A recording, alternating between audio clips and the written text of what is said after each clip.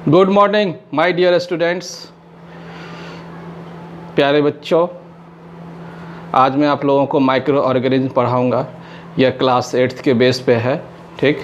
तो इससे भी क्वेश्चंस जो आते हैं पेपर में आएंगे। कॉम्पिटिटिव बच्चों के लिए भी यह बहुत ही वरदान साबित होगा यह लेक्चर, ठीक है। इसमें से क्वेश्चन तो हमेशा पूछे ही जाते हैं, इसलिए वो भी देखेंगे तो उन्हें बुरा नहीं होगा, उनके साथ भी अच्छा ही होगा। तो चलिए हम लोग स्टार्ट करते हैं। देखिए, माइक्रो ऑर्गेनिज्म, इसके बारे में हम लोग पढ़ना है कि माइक्रो ऑर्गेनिज्म क्या है।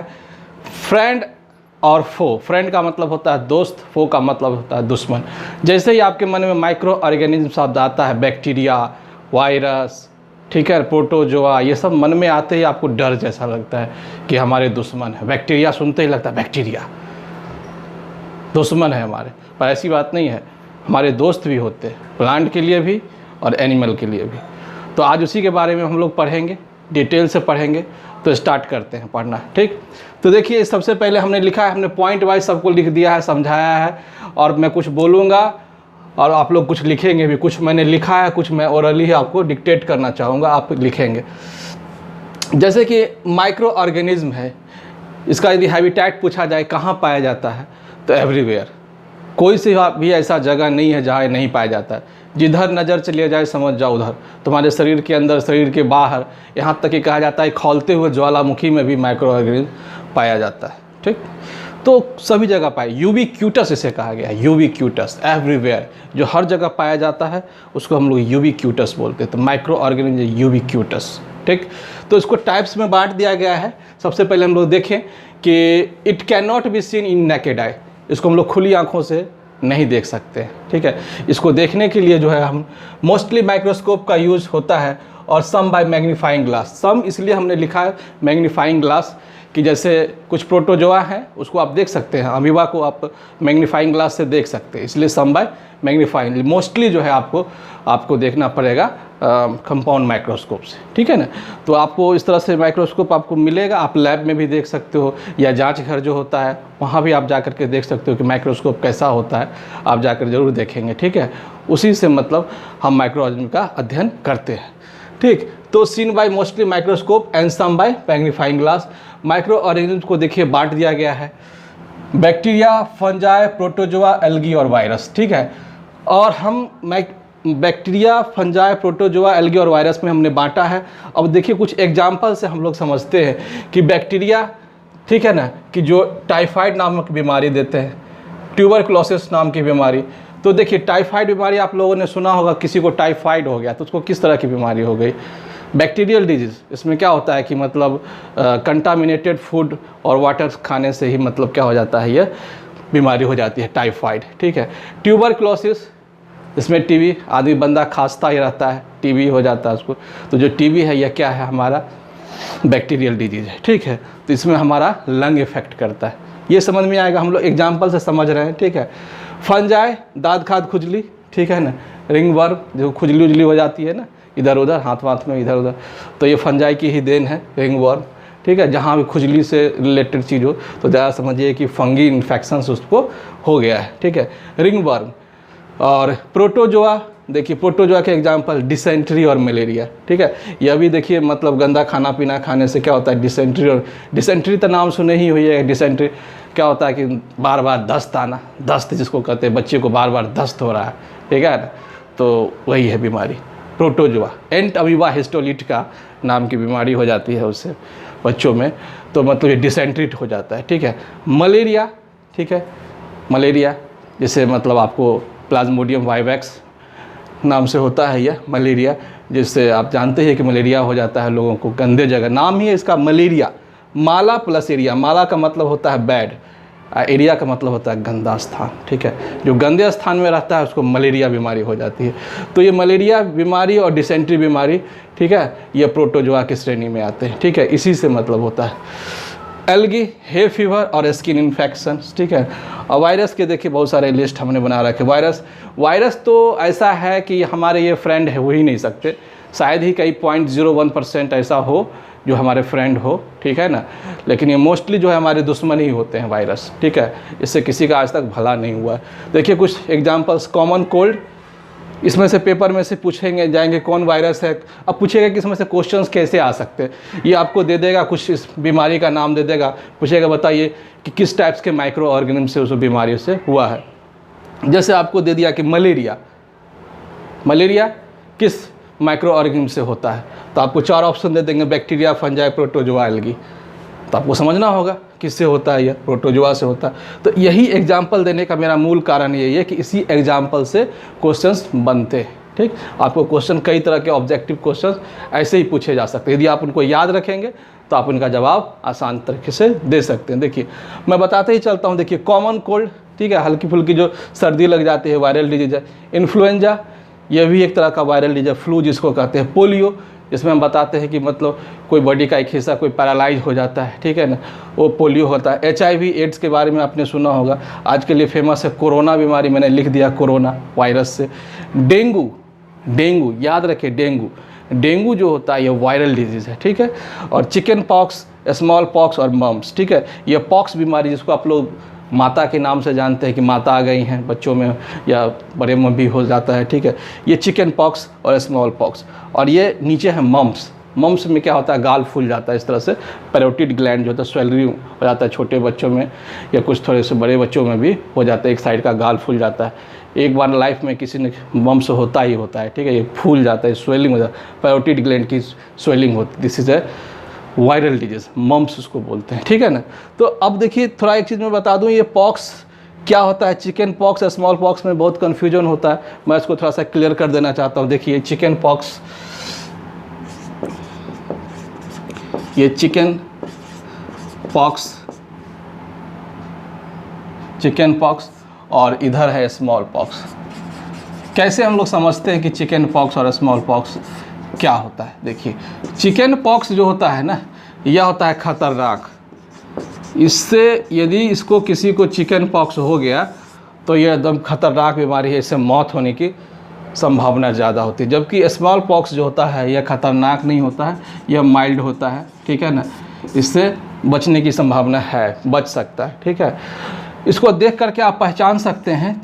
स्मॉल पॉक्स जो होता है, देखिए बच्चों के शरीर पे इस तरह छोटे छोटे हल्के इस तरह से पूरे इस तरह से शरीर में, मतलब चेस्ट रीजन या बैक रीजन में इसमें इस तरह से हो जाता है, ठीक है, छोटे छोटे दाने हो जाते हैं। और चिकन पॉक्स जो होता है थोड़ा ब्लिस्टर जैसे, फफोले जैसे इस तरह से पूरे शरीर में हो सकते हैं। ये बहुत ही खतरनाक बीमारी है, ठीक है ना, ये चीज़। लेकिन इससे अब क्या है कि अब चिकन पॉक्स जो है ना, और बीमारी जो है WHO हेल्थ ऑर्गेनाइजेशन ने उसको 1972 में ही 1980 में ही उसको हटा दिया गया है कि मोस्टली जो है अधिकांश कंट्री में अब पॉक्स जो है ख़त्म हो गए, ठीक है ना। तो अब ख़त्म पूरी तरीके से हट चुके हैं, तो अभी हम कम से कम देखने को मिलता है, ठीक है ना। तो इसलिए डरने की बात नहीं है। तो ये पॉक्स जो है ख़त्म हो चुका है, और ये सब जो खतरनाक बीमारी है उसके लिए इम्यूनाइजेशन टेक्निक भी अपनाया जाता है, बच्चों को इंजेक्शन दिया जाता है, इससे बच्चे क्या हो जाते हैं, सही हो जाते हैं।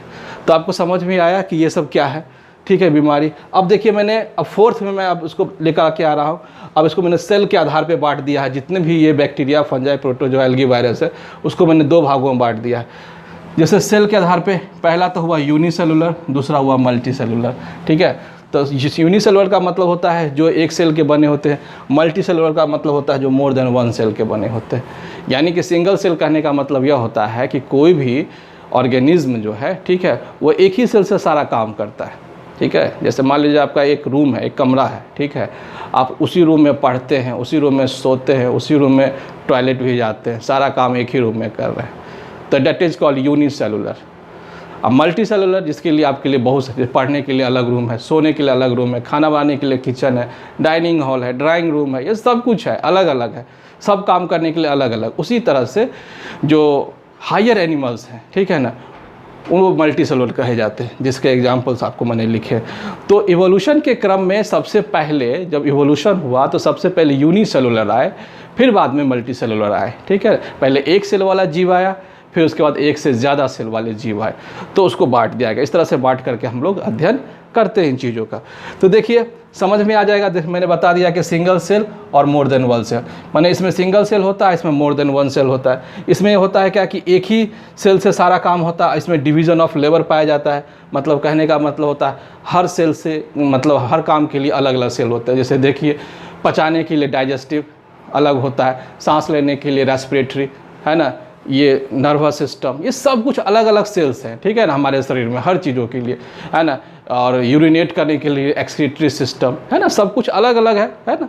तो इसी को हम लोग कहते हैं मल्टी सेलुलर, ठीक है। तो मल्टी सेलुलर हायर ऑर्गेनिज्म हो गया, यूनिसेलुलर लोअर ऑर्गेनिज्म में आते हैं।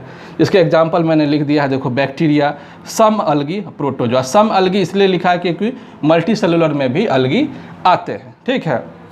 अब प्रोटोजोआ, तो देखिए सम अलगी जो होते हैं तो उसमें सम अलगी में कौन कौन से कुछ है जो एग्जांपल से मैंने आपको समझाया है, क्लोरेला, क्लेमाइडोमोनास और यूग्लिना, ठीक है। ये जो है इस तरह के अलगी जो है ये यूनिसेलुलर में आते हैं। क्लोरेला का तो काफ़ी काम होता है, स्पेस में इसको ले जाया जाता है, ठीक है, या हम लोगों को ऑक्सीजन प्रोवाइड करता है। जो जाते हैं स्पेस में जाते हैं ना, तो क्लोरेला नाम का ये ऑर्गेनिज्म लेकर के जाते हैं, वो क्या होता है ऑक्सीजन प्रोवाइड करने में काफ़ी हेल्पफुल करता है ये चीज़। ये पूछा जाता है किसी कंपटीशन में, एग्ज़ाम में, ये कौन सा हुआ एल्गी है, ठीक है। तो क्लोरेला, क्लेमाइडोमोनास और यूग्लिना, ठीक। अब आ जाइए मल्टी सेलुलर में आ जाइए, जो मोर देन वन सेल के बने होते हैं जिसमें डिवीजन ऑफ लेबर पाया जाता है, उसके एग्जाम्पल हैं अलगी, फंजाई, है ना। फंजाई में भी उसमें एक छोड़ करके एक्सेप्ट ईस्ट को छोड़ करके, ईस्ट जो है ना यूनिसेलुलर में आते हैं। तो वही ईस्ट की बात हो जाती है, जो ईस्ट से हम लोग ब्रेड इंडस्ट्री में जो इसका काम होता है, जो ब्रेड बनाया जाता है, ठीक है, जो हम लोग खाते हैं, बन जो खाते फूल सी जाती है, ठीक है ना, भटोरे, ये सब ईस्ट डाल के जो बनाते हैं, ठीक है। तो वही चीज़ है ये ईस्ट, जो कि एक फंजाई है, यूनिसेलुलर में आते हैं, ठीक है। इसलिए हम लिखते हैं अधिकांश जो मल्टी सेलुलर जो होते हैं वो फंजाई जो होते हैं मल्टी सेलुलर होते हैं, एक्सेप्ट ईस्ट को छोड़ करके। तो इन चीज़ों को आप लोग ध्यान से देखें, पढ़ेंगे, समझ में आएगा चीज़ों को, तो अच्छे से समझेंगे, ठीक है। तो अभी तक आप इसको रेडी कीजिए, फिर हम आपको नेक्स्ट क्लास में फिर आप मिलते हैं, ठीक है। इसको आप लोग रेडी कीजिए।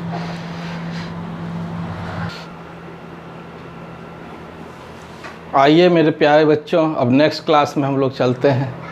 देखिए पहला तो आपने देख लिया, अब नेक्स्ट में हमारा देखिए क्या है। इसमें 6th पॉइंट है जो मैंने आपको बताया था कि माइक्रो ऑर्गेनिज्म फ्रेंडली भी होते हैं, उसी पर है, ठीक है ना।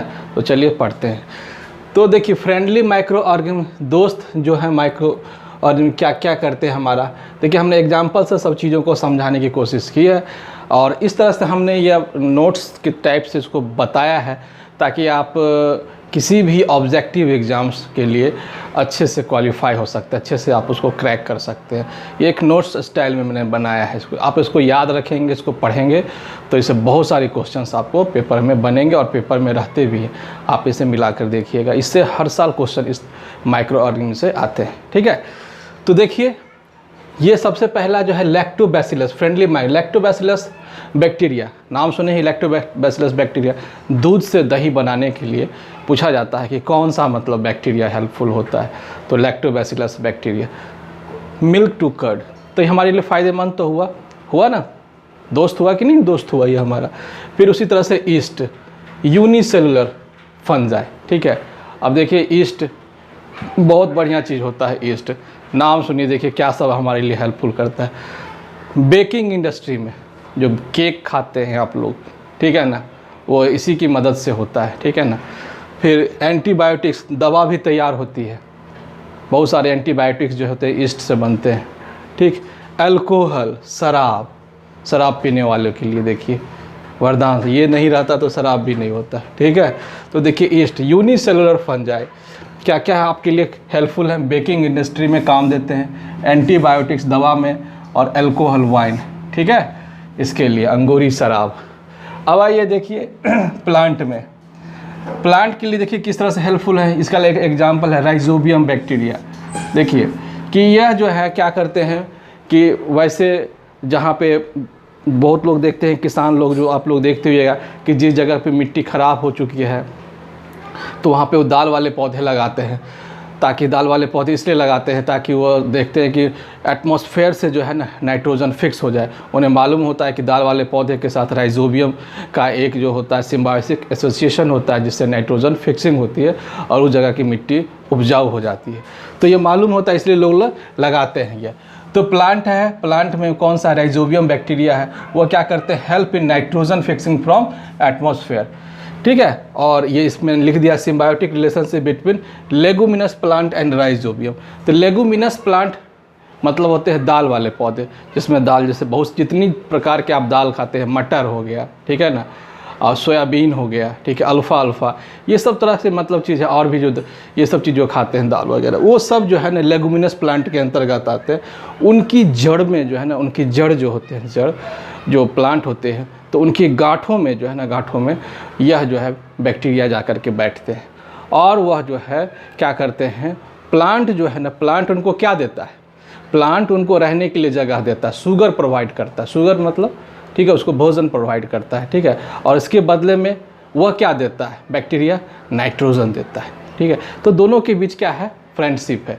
जैसे टीचर और स्टूडेंट के बीच फ्रेंडशिप होता है, टीचर क्या देता है, नॉलेज देता है, और उसके बदले में आप क्या देते हैं, उनको थोड़ा सा फिनेंशियल हेल्प करते हैं। तो वही एक तरह से दोनों को म्यूचुअल बेनिफिट होता है, दोनों को फ़ायदा होता है। तो इसी को हम लोग बोलते हैं सिम्बायोटिक एसोसिएशन। बहुत ही इम्पॉर्टेंट है, पेपर में बहुत पूछे जाते हैं कि राइजोबियम बैक्टीरिया का क्या काम होता है, help in nitrogen fixing from atmosphere. Atmosphere से नाइट्रोजन फिक्स कर लिया, ठीक है। हम लोग आगे नाइट्रोजन साइकिल पढ़ेंगे, वहाँ डिटेल से इसमें उसको हम चर्चा करेंगे, ठीक। तो अब देखिए अब हो गया यहाँ छठा, अब सातवें में आइए। देखिए सातवां है यहाँ फर्मेंटेशन की बात हो रही है, फर्मेंटेशन। देखिए फर्मेंटेशन को डिस्कवर करने वाले जो साइंटिस्ट थे, लुइस पास्चर, 1857 में इन्होंने इसकी खोज कर ली थी। और इसी फर्मेंटेशन से के ही हेल्प से जो है शुगर से कन्वर्सन होता है अल्कोहल में by the action of east, ठीक है ना। तो जो शराब जो बनाई जाती है, ठीक है ना, यही फर्मेंटेशन प्रोसेस से ही बनाया जाता है। शुगर का कन्वर्सन किस में होता है, अल्कोहल में। तो ये आप ये याद रखिएगा कि फर्मेंटेशन को किसने खोजा था, तो लुइस पास्चर ने। फर्मेंटेशन क्या है, the conversion of sugar into alcohol by the action of east. Yes, समझ में आ गया।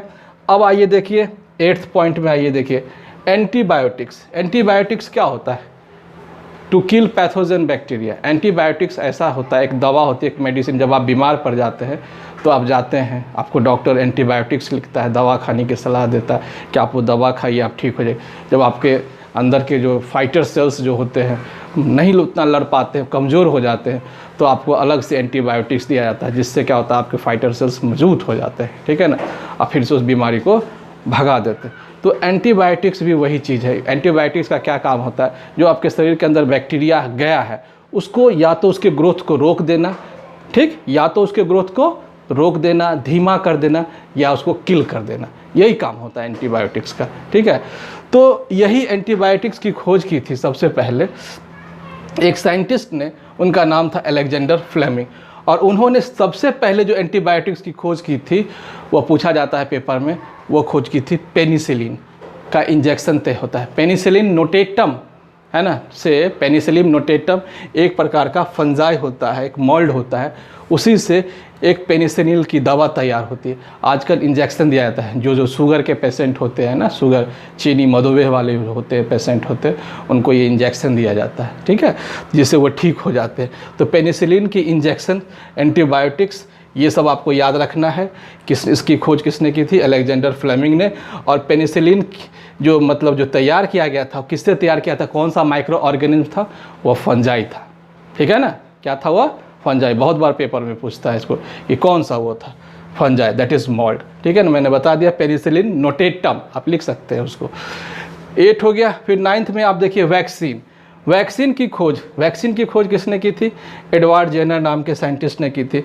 अब मैंने बताया कि एडवर्ड जेनर ने जो खोज की थी, जो वैक्सीन, स्मॉल पॉक्स बताए थे ना, स्मॉल पॉक्स जो माता जो आप लोग जिसको बोलते हैं स्मॉल पॉक्स, उसके लिए उन्होंने वैक्सीन की खोज की थी। तो देखिए ये 1798 में ही इन्होंने खोज की थी। और मैंने आपको ये भी बताया था कि अब आप इससे डरने की बात नहीं है, क्योंकि वर्ल्ड हेल्थ ऑर्गेनाइजेशन ने इसको बता दिया है कि अधिकांश कंट्री में ये पूरी तरीके से इरेडिकेटेड हो गया है, ख़त्म हो गया, उसका समूल नाश हो गया है, ठीक है, इससे डरने की बात नहीं है, ठीक। तो देखिए स्मॉल पॉक्स की खोज किसने की थी? एडवर्ड जेनर ने। और इसमें वैक्सीन के बारे में किन किन बीमारियों को रोकने के लिए जो दवा दी जाती है, देखिए कोलरा बीमारी, TB, small pox, hepatitis, polio, नाम सुने ही होंगे, पल्स पोलियो अभियान बहुत चलता है, ठीक है, अभी भी बच्चों को दिया जाता है। वो क्या है? वैक्सीन दिया जाता है, ठीक है ना, इसमें। तो यही है वैक्सीन। अब तो पहले इंजेक्शन दिया जाता, अब तो ओरल ड्रॉप्स दिए जाते हैं, ठीक है ना। 2 प्रकार के वैक्सीन, पहले वैक्सीन में इंजेक्शन दिया जाता था, अब क्या था, ओरल ड्रॉप्स दिया जाता है, ठीक है। तो उससे क्या होता है कि बच्चों का क्या होता है, इम्यूनाइजेशन पावर मजबूत होता है, ठीक है, उससे बीमारी से वो लड़ पाते हैं। तो यही सब बात है इसका कि वैक्सीन की खोज किसने की थी? Edward Jenner. तो आप 9 तक समझ गए, अच्छे से समझ गए, बढ़िया से समझ गए। मैं आपको अच्छे से लिख दिया हूँ, नोट्स टाइप बना दिया हूँ, जो मैं बोलता हूँ उसको भी आप लोग लिखते चले, नोट करते चले, तब जा कर के एक अच्छा आपको नोट्स तैयार हो जाएगा और तब आप लोग अच्छे से एग्ज़ाम में कर पाइएगा, ठीक है। तो आप लोग इसको इतना रेडी कीजिए, फिर मैं नेक्स्ट में मिलता हूँ आप लोगों से, ठीक। ओके, वेलकम मेरे प्यारे बच्चों। अब जो हमने कुछ यहाँ पे 10 डिजीज़ का नाम लिखा है, उसको मैं चाहता हूँ कि आप लोग उसको डिटेल से समझें, डिटेल से, तब आप लोग इसे अच्छे से आप लोग कर पाओगे, ठीक है।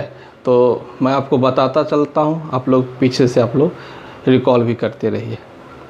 अब जैसे पहली बीमारी है मलेरिया, ठीक है। अब मलेरिया के बारे में आपसे यदि पूछा जाए कुछ इम्पोर्टेंट बात, तो आप क्या बता सकते हैं कि मलेरिया क्या है? क्या बताइए आप मलेरिया? तो जैसा कि नाम से मैंने बताया था मलेरिया, इसको तोड़ दिया जाए, माला प्लस एरिया। माला मतलब होता है बैड, एरिया का मतलब होता है गंदा। बैड एरिया में रहने से क्या हो जाता है? मलेरिया।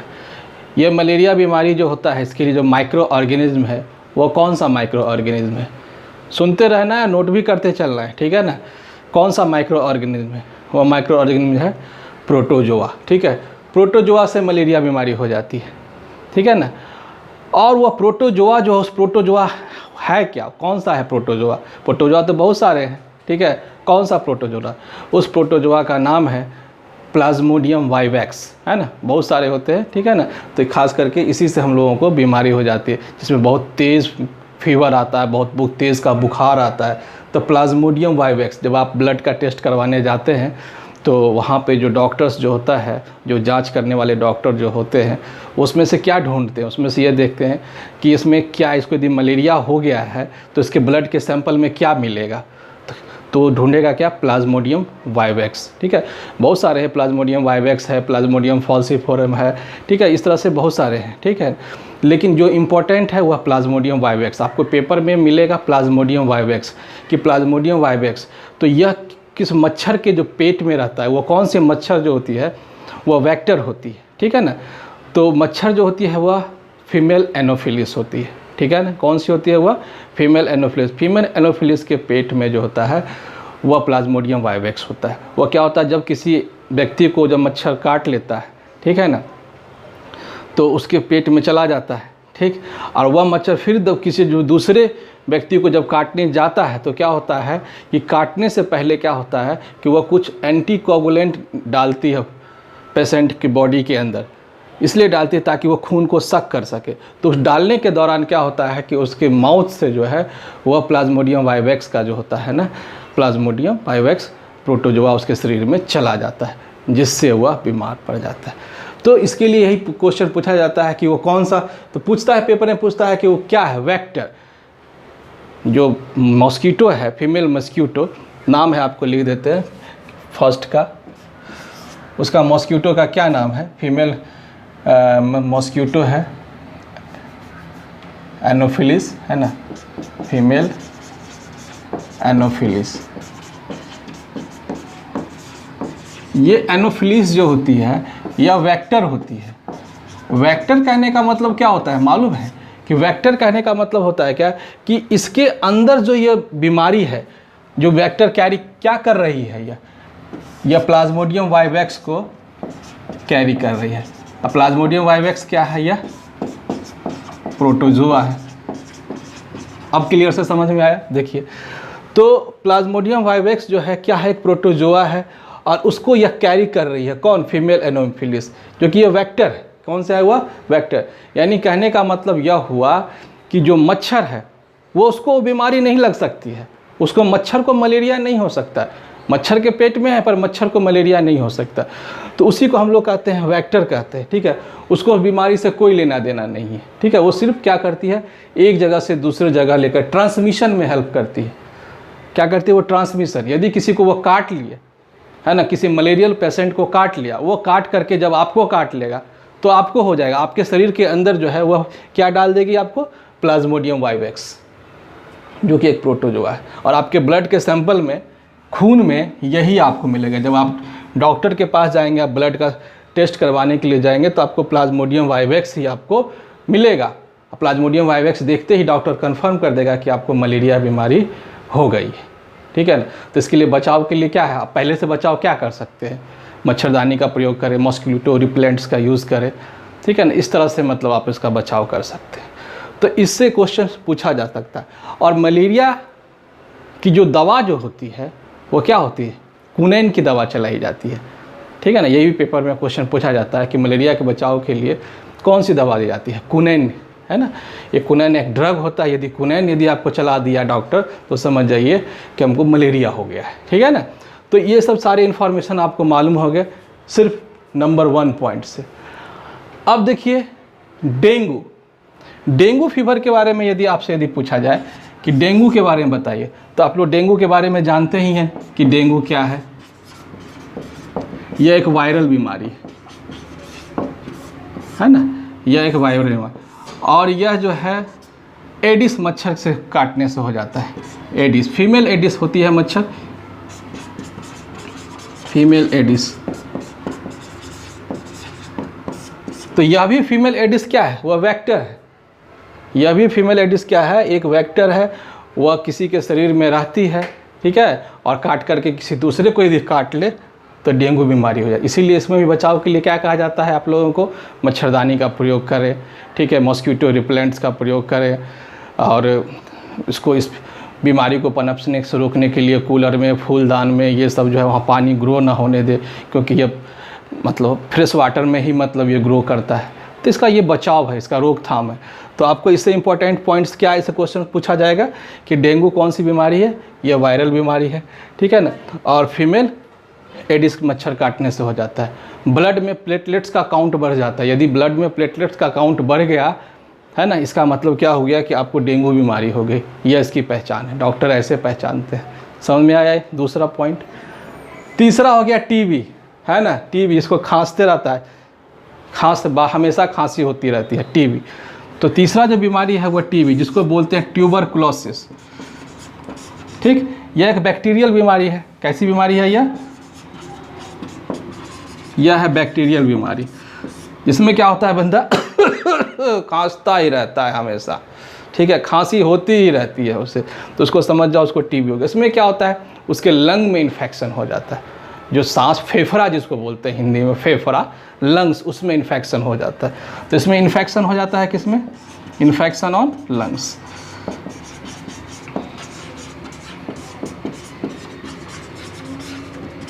तो यह बैक्टीरियल बीमारी। अब आगे देखिए कोलेरा, ठीक है ना। ये कोलेरा जो है और ये टाइफाइड, ठीक है, यह जो बीमारी, इसके बारे में हम आपको बताएंगे। पहले आप यहाँ तक नोट कर लीजिए। चलिए बच्चों, तो मैंने आपको यहाँ तक समझाया, डेंगू तक समझाया। टीबी, कोलेरा देखिए, टीबी, हाँ टीबी तक बता दिया, कोलेरा देखिए और टाइफाइड देखिए। कोलेरा जो है यह बीमारी नाम सुने होंगे, कोलेरा, हैजा फैल गया, हैजा, ठीक है ना। तो ये बैक्टीरियल बीमारी है, और जो कि यह वाटर, इसका जो है सोर्स है, गंदा पानी पीने से, ठीक है। बरसात के दिनों में या वैसे जहाँ फ्लड आ जाता है, बाढ़ आ जाती है, ठीक है, तो वहाँ पे पानी बहुत दिन तक ठहर जाता है, तो उसमें यह बीमारी ग्रो कर जाती है, कोलेरा बीमारी, ठीक, इस तरह से। और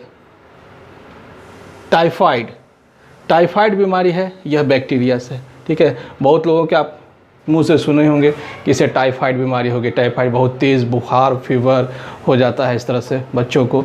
तो वो क्या होता है कि कंटामिनेटेड वाटर और फूड, ठीक है ना, गंदा, कंटामिनेटेड का मतलब हो गया कि गंदा खाना खाने से, ठीक है, इन्फेक्टेड खाना खाने से, पानी पी लेने से ये टाइफाइड बीमारी हो जाती है। आप लोग बाहर जो छोले भटूरे खाते हैं बैठ कर के गंदा, वो उसी से हो जाता है, ठीक है ना। गंदा पानी, वहीं पानी पी लिया, खुश हो गए, आ गए, ठीक। तो चाट पकौड़े खाने से बचिए, टाइफाइड से बचिए। समझ में आया बात। अब देखिए 5वें के बाद फिर कौन सा है, छठा, चिकन पॉक्स। बताइए, चिकन पॉक्स को मैंने बता दिया था। चिकन पॉक्स यह कैसी बीमारी है, यह वायरल बीमारी है, बहुत ही खतरनाक। इसमें बच्चों की मौत हो जाती है, ठीक है, लेकिन यह बीमारी अब ख़त्म हो चुकी है धीरे धीरे। इसमें चिकन पॉक्स में क्या होते हैं, पूरे बॉडी पे यहाँ से लेकर के यहाँ तक, है ना, खतरनाक एकदम ब्लिस्टर्स, एकदम बड़े बड़े इस तरह से होते हैं, फफोले टाइप के, पूरे बॉडी में फैल जाते हैं। कई को तो आँख के पास हो जाता है, तो कॉर्निया ही डैमेज होता है, अंधा हो जाता है बच्चा। बहुत ही खतरनाक बीमारी, मौत भी हो जाती है। चिकन पॉक्स नाम है इसका, जिसको आप लोग माता भी बोलते हैं, ठीक है ना, माता बीमारी। तो ये चिकन, शीतला माता, ये सब नाम से प्रसिद्ध है ये बीमारी, ठीक है। चिकन पॉक्स वायरल बीमारी है। उसके बाद आपको समझ में आ गया पोलियो।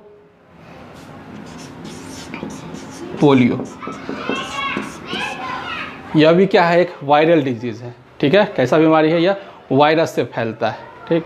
इसमें इसको ख़त्म करने के, वायरस को ख़त्म करने का क्या क्या कारण है, वायरस को कैसे ख़त्म किया जाता है, कि वायरस जो प्रोग्राम चलाया जाता है पल्स पोलियो, कभी आप लोग सुनते हो कि पल्स पोलियो प्रोग्राम एक ही बार चलाया जा रहा है।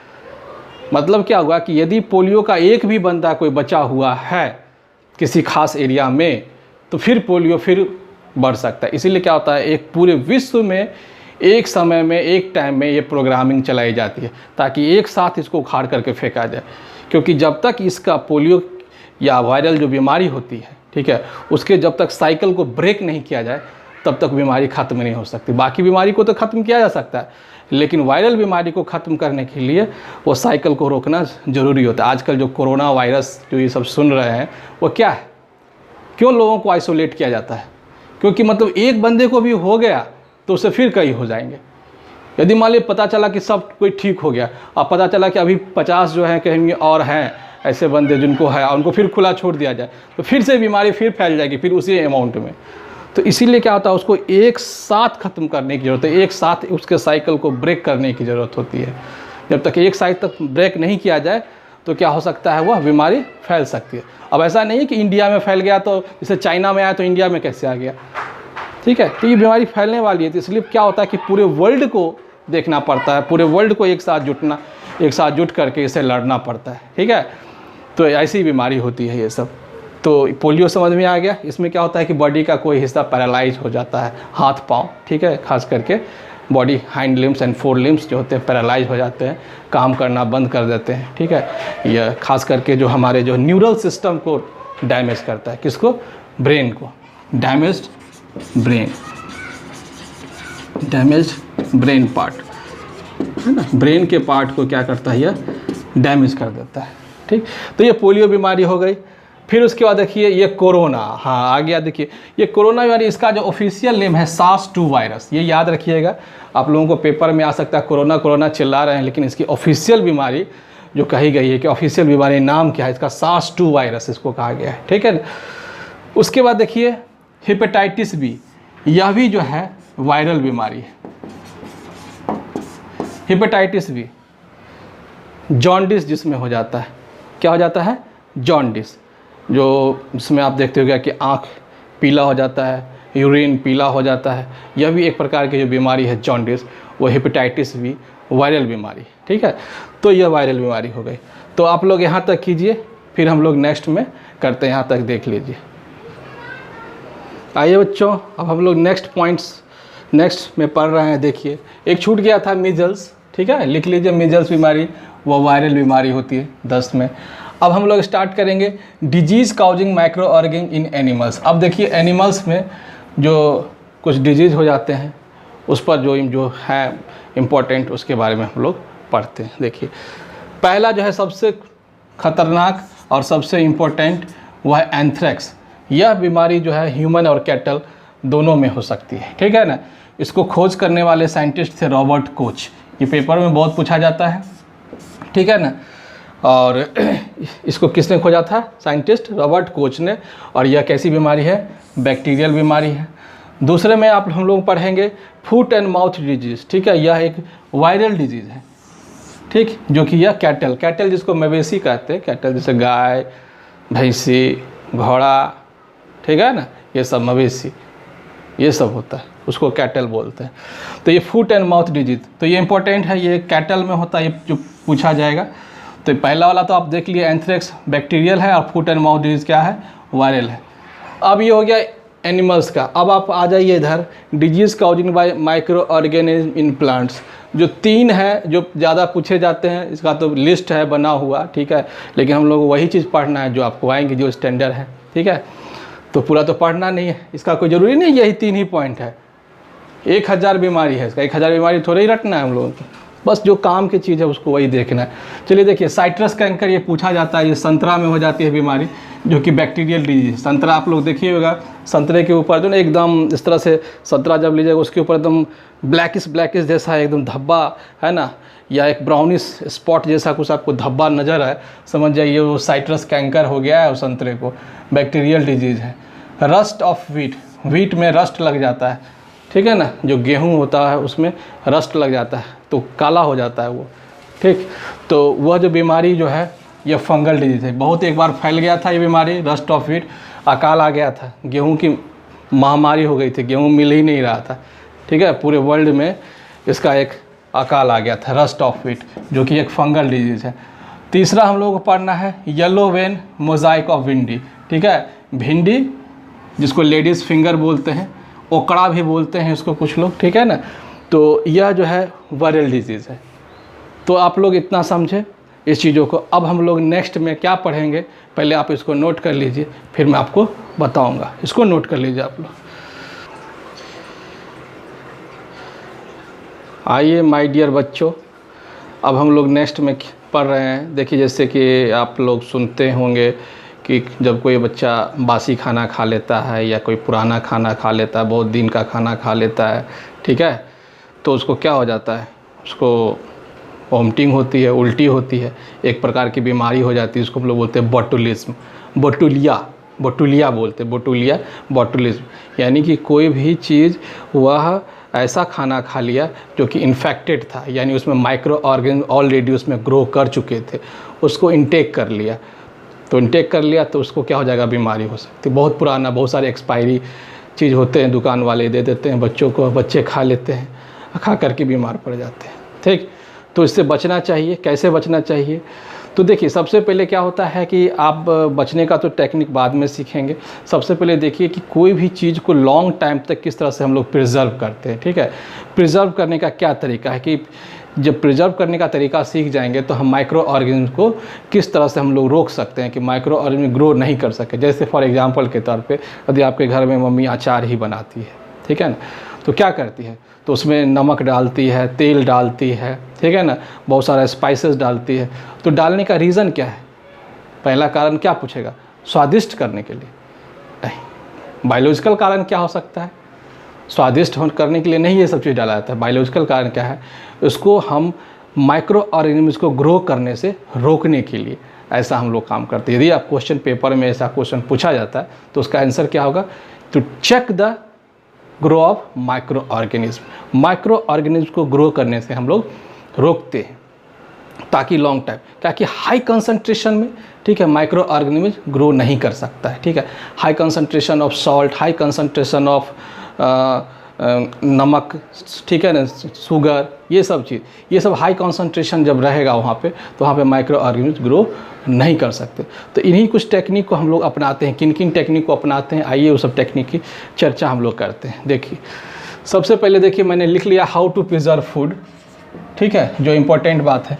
तो केमिकल मेथड में देखिए क्या है। केमिकल मेथड में हम यूज कर सकते हैं बाई कॉमन सॉल्ट, नमक का यूज कर सकते हैं, शुगर का यूज कर सकते हैं, एसिड में हम लोग, अब एसिड नहीं कि मतलब कि आप ले आइएगा टॉयलेट वाला एसिड डाल दीजिएगा, उससे वो हो सकता है। एसिड जिसको मतलब हम लोग कर सकते हैं, जिसको हम लोग माइल्ड एसिड का बात, जब एसिड की बात होती है तो माइल्ड एसिड है, ठीक है, नहीं तो ज़्यादा पावरफुल एसिड ले लेंगे तो हमारे स्किन को ही डैमेज कर देगा, ठीक है, हमारे स्टोमक को ही डैमेज कर सकता है। तो माइल्ड एसिड का प्रयोग किया था। माइल्ड एसिड में कौन सा? एसिटिक एसिड, विनेगर हो गया जो आप लोग चाउमीन में खाते हैं, चाउमीन में इसे छिड़क देता है खट्टा करने के लिए, ठीक है, साइट्रिक एसिड, ये सब चीज़ जो है ना, जो मतलब माइल्ड एसिड कहे जाते हैं, तो उन सब चीज़ों का हम लोग यूज़ करते हैं। तो देखिए एसिड, एसिटिक एसिड जिसको विनेगर कहते हैं, और जैम होता है, तो जैम को देखिए लॉन्ग टाइम तक प्रिजर्व करने के लिए उसमें जो डाला जाता है वो इसका याद रखिएगा, इसको sodium benzoate and sodium metabisulphide, ये पेपर में आपको पूछा जाएगा कि जैम में लॉन्ग टाइम तक चीज़ को डालने के लिए क्या प्रिजर्व किया जाता है। आप लोग देखे ही होइएगा कि जब आप कुरकुरे का आप पैकेट खाते हैं, ठीक है, कुरकुरे के पैकेट में गैस भरी रहती है, ठीक है, वो गैस क्या है? What is this? उस गैस के अंदर नाइट्रोजन गैस भरी रहती है, ताकि उसके अंदर जो कुरकुरे जो है, आपका कुरकुरे जो बना हुआ है फैट्स का जो बना, उसमें फैट्स ऑयल से उसको जो फ्राई किया जाता है, तो एयर के कांटेक्ट में आने के बाद क्या होता है, वो ख़राब हो सकता है, उसके अंदर माइक्रो ऑर्गेनिज्म ग्रो करने लगेगा। इसलिए क्या करते हैं कंपनी वाले, उस लॉन्ग टाइम तक चलने के लिए उसमें नाइट्रोजन गैस भर देते हैं। तो नाइट्रोजन गैस भर देने से क्या होता है, वह कुरकुरे लॉन्ग टाइम तक चलता है। यदि कुरकुरे आप खरीदने गया उसमें से हवा नहीं है, मत खरीदिए उसको, ठीक है, भले ही उस पर एक्सपायरी अभी नहीं हुआ है, एक्सपायर्ड नहीं हुआ, लेकिन उसमें से हवा निकल गई है तो आपके लिए नुकसानदेह होगा वो, उसको आप खा लीजिएगा, आप बीमार पड़ जाइएगा, क्योंकि उसमें से नाइट्रोजन निकल चुका है। अब वो नाइट्रोजन निकलने से वो ऑक्सीजन इंटर किया होगा और उस चीज़ को ऑक्सीडाइज़ करेगा तो अब ख़राब हो चुका होगा, उसका टेस्ट ख़राब हो गया होगा और उसको आप खाइएगा तो आप बीमार पड़ सकते हैं। इसलिए ध्यान रखिए, जब भी आप कुरकुरे लें तो दो बातों का ध्यान रखिए कि सबसे पहले उसकी गैस फुली होनी चाहिए, या दूसरा आप एक्सपायरी देख करके ही खाएँ, ठीक, बात का ध्यान रखेंगे। पढ़ने का मतलब, साइंस पढ़ने का मतलब है साइंस को जीना, सिर्फ बुक्स में पढ़ करके करने से कुछ नहीं चलता है, ठीक है। हम लोग पढ़ते किस लिए? पढ़ते इसीलिए हैं कि नॉलेज लेकर के अपने जीवन में उसको उतार सके, ठीक है। ये बुक्स में पढ़ने से कोई फ़ायदा नहीं। क्या फ़ायदा होगा इसका बुक्स में पढ़ने से, जब तक आप जीवन में नहीं उतार पाए। पढ़ लिए सब कुछ, जा करके वही आप सड़ा हुआ कुरकुरे खा लिए उठा के। आपको मैंने बता दिया कि नाइट्रोजन उसमें भरा रहता है, नहीं जो फुला हुआ रहेगा तब लेना है। आप लोग सुन लिए अभी, फिर जा करके उठा लिए, 5 रुपये का खरीदे, 10 रुपये का खा लिए। ध्यान रखना है, ठीक है, चीज़ों को। तो सोडियम बेंजोएट और सोडियम मेटाबाइसल्फाइड ये हो गया।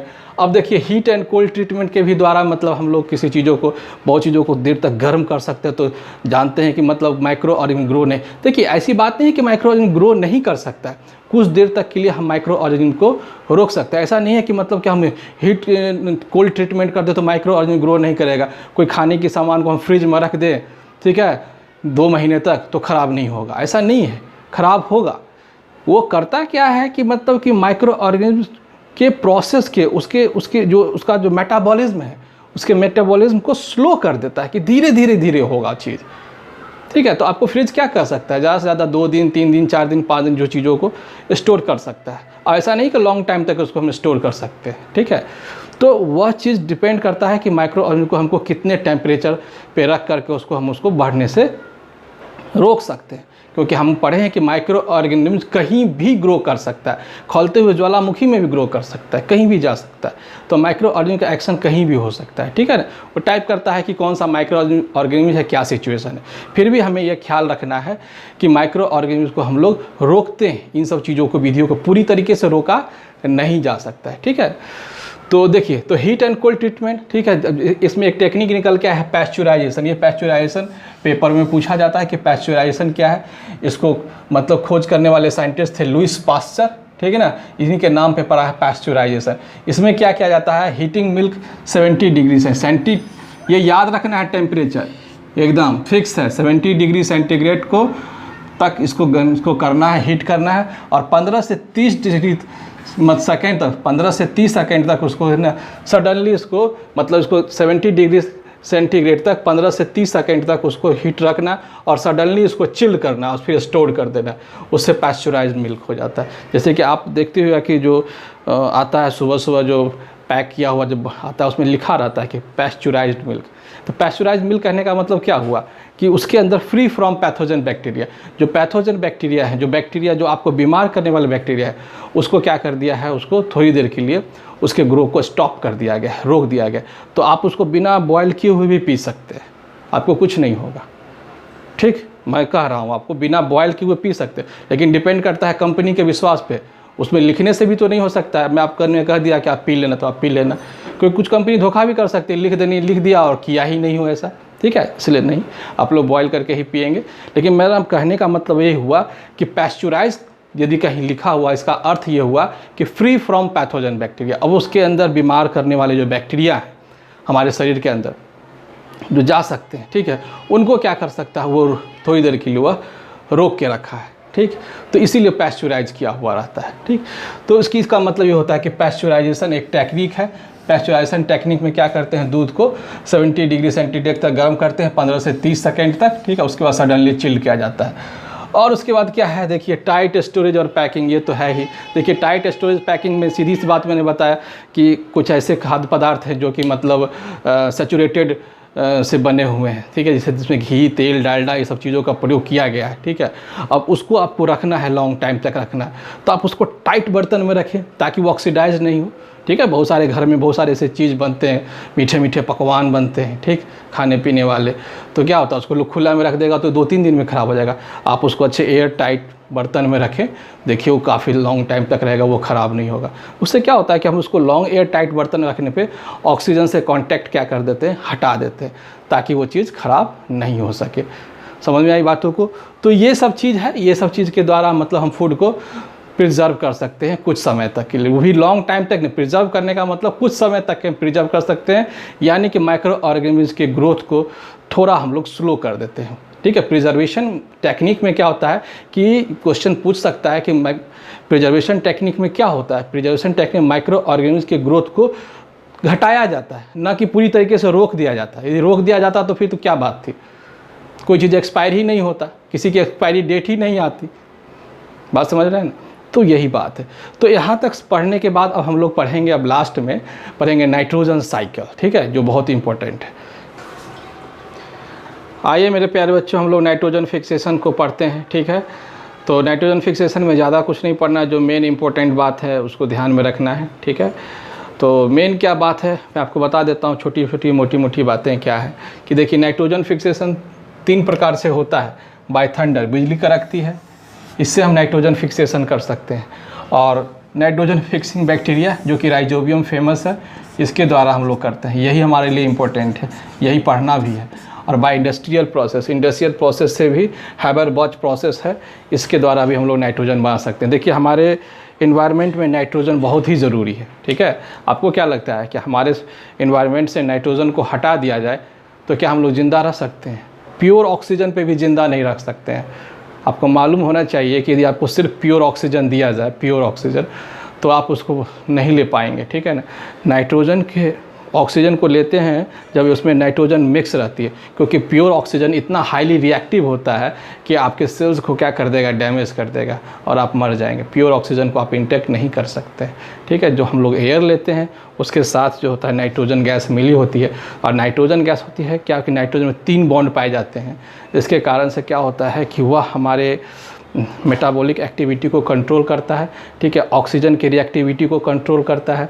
और हमारे शरीर में नाइट्रोजन बहुत इंपॉर्टेंट है, क्योंकि हमारे नाइट्रोजनस सब्सटेंस जो नाइट्रोजन बनते जो हमारे शरीर में जो फॉर्म करते हैं, कि जो प्रोटीन का फॉर्मेशन में नाइट्रोजन का हेल्प होता है, राइबोन्यूक्लियोटाइड, ठीक है, डीऑक्सीराइबोन्यूक्लियोटाइड्स, ये सब का फॉर्मेशन में नाइट्रोजन का बहुत ही इंपॉर्टेंट रोल, इसीलिए हमारे लिए नाइट्रोजन बहुत ही इंपॉर्टेंट है, ठीक।